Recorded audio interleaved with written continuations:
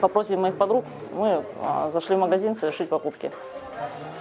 В очереди стоял мужчина, который начал меня торопить, подгонять с выбором и начал оскорблять меня и моего ребенка нецензурной бранью. После этого я сделала ему замечание, что мы находимся в общественном месте, и чтобы он прекратил такой разговор в грубой форме. После этого он начал оскорблять мою дочь. То есть оскорбления не прекращались. Я взяла мобильный телефон и начала его записывать, чтобы как-то доказать полиции, что меня, как человека, унижает мое достоинство и моего ребенка. Когда вышли на улицу, только с двери вышли, он сразу же подошел с заявлением, что никуда вы не денетесь.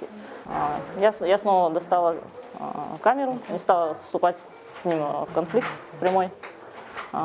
И как только я хотела нажать кнопку записи, обрушился удар.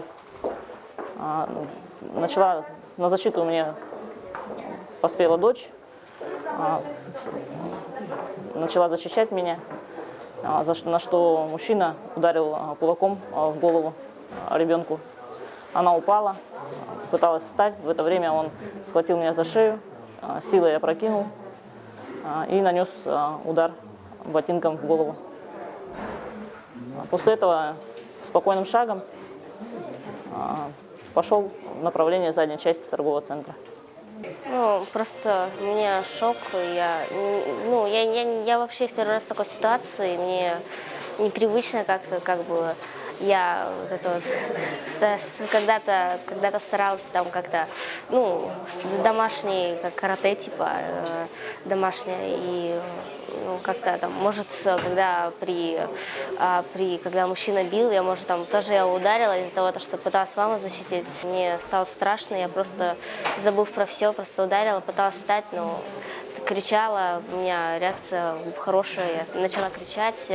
Обычно у людей заторможенная, реакция, я сразу начала, кричать, орать, помогите. Может, это и остановило мужчину, когда он дальше, может, хотел,